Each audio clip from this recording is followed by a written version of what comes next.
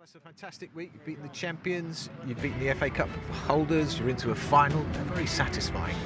I am extremely happy and proud about our players. And I'm very sad.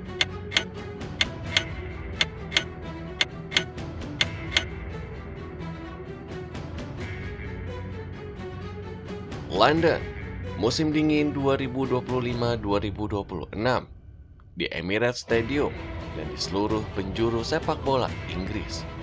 Ada satu nama yang kini sedang menonjol, Arsenal Football Club. Setelah beberapa tahun menjadi pesaing dekat, kini mereka pun tak hanya berbicara, mereka memimpin. Di puncak klasemen Liga Inggris, dengan jarak signifikan dari rival utama, Arsenal berada dalam posisi yang dapat mengubah sejarah klub yang sudah lama merindukan gelar juara.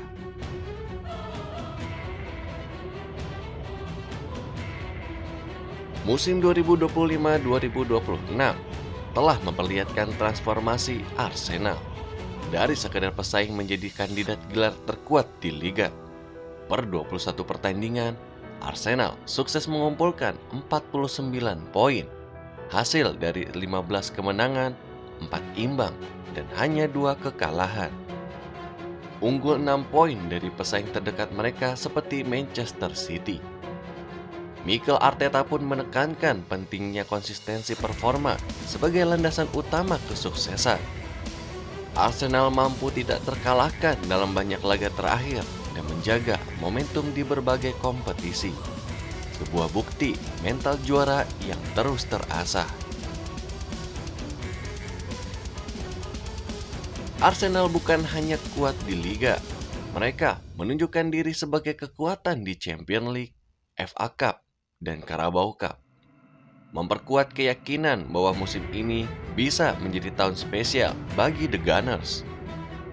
Arteta percaya momentum itu akan datang dari bagaimana tim tampil dalam setiap pertandingan, bukan hanya hasil akhir. Dan keyakinan kolektif itulah yang membangun rasa percaya diri yang tinggi di skuad mereka.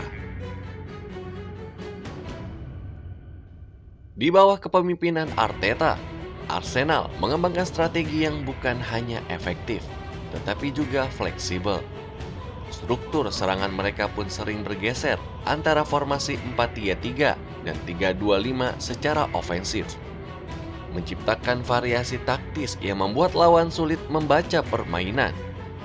Kreativitas lini serang ditopang oleh Eberechi Eze yang dribblenya menarik pertahanan lawan keluar dari posisi.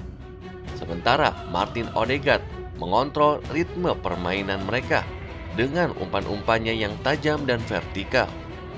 Kombinasi ini memberikan Arsenal identitas serangan yang dinamis dan juga berbahaya. Rotasi posisi sayap oleh Bukayo Saka dan Gabriel Martinelli menciptakan ruang di dalam pertahanan lawan, serta memberikan variasi ancaman tak terduga yang sering berbuah peluang gol. Arsenal memanfaatkan setiap celah, termasuk dari set piece. Kepiawaian mereka dari bola mati ditingkatkan oleh pelatih spesialis, membuat tim menjadi lebih efektif dalam mencetak gol dari situasi strategis. Lebih jauh lagi, Arsenal juga mendatangkan Thomas Grondmark, pelatih throw-in yang pernah membantu Liverpool menjadi juara, yang dipercaya Arteta akan memberikan keuntungan marginal baru dalam fase menyerang. Semua ini membantu Arsenal menjadi tim yang lebih lengkap, dinamis, dan sulit dihentikan. Kombinasi yang jarang terlihat dalam satu musim penuh. Para pemain inti Arsenal tak sekedar eksekutor, mereka pun menjadi pengendali ritme di lapangan. Martin Odegaard menjadi otak permainan yang mengatur tempo dan menghubungkan lini tengah dan depan. Declan Rice sebagai jangkar lini tengah memberikan stabilitas dan kemampuan memecah serangan lawan di detik-detik penting. Bukayo Saka serta Gabriel Martinelli menjadi sumber ancaman konsisten di kedua sisi serangan.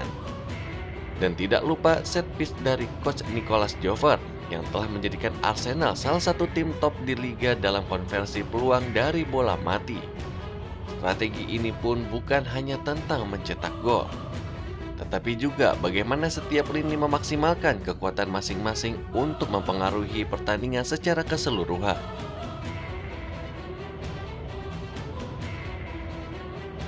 Arsenal pun kini masih bersaing di Premier League dengan keunggulan di puncak klasemen. Di Champions League, di mana mereka memimpin grup dengan sempurna. FA Cup yang sudah mencapai babak lanjut. Dan di Carabao Cup setelah kemenangan penting atas Chelsea. Dengan momentum tersebut, peluang Arsenal pun meraih sejarah besar seperti quadruple atau bahkan lebih ambisius lagi. Mulai dibicarakan secara serius oleh pengamat sepak bola. Dalam beberapa analisis publik bahkan disebut bahwa Arsenal berada dalam posisi kuat untuk mengklaim banyak gelar besar musim ini. Frasa sixtuple, 6 trofi dalam satu musim, mungkin terdengar seperti mimpi. Sejauh ini, Arsenal bersaing di 4 kompetisi utama. Dan momentum mereka di Liga dan Eropa membuat sebagian analisis bahkan mempertimbangkan peluang tak terduga seperti quadruple atau lebih. Mikel Arteta sendiri menegaskan bahwa untuk mencapai prestasi historis itu, timnya pun harus terus mempertahankan konsistensi, menampilkan kualitas pada setiap laga, serta tidak terganggu oleh tekanan ekspektasi tinggi yang menyertai mereka selama musim ini. Arsenal 2025-2026 bukan hanya tentang rekor di atas kertas, ini tentang perjalanan panjang. Dari tim yang kehilangan trofi besar selama lebih dari 2 dekade, menjadi tim yang tidak hanya bersaing, tetapi memimpin di 4 kompetisi besar sekaligus. Setiap kemenangan, setiap strategi matang, dan setiap gol dari set piece, semuanya pun menegaskan bahwa Arsenal bukan lagi sekedar tim yang bisa melakukan sesuatu yang istimewa. Mereka sedang membangunnya satu pertandingan pada satu waktu.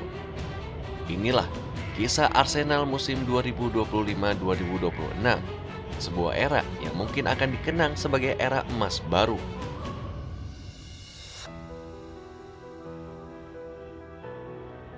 Apakah ini akan menjadi musim bersejarah? Apakah Arsenal mampu menutup tahun 2026 dengan lebih dari 1 trofi?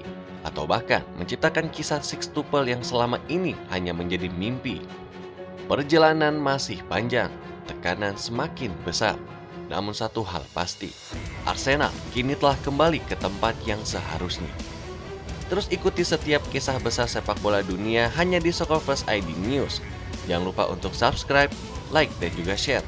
Karena di channel ini, sepak bola bukan hanya skor, tapi cerita.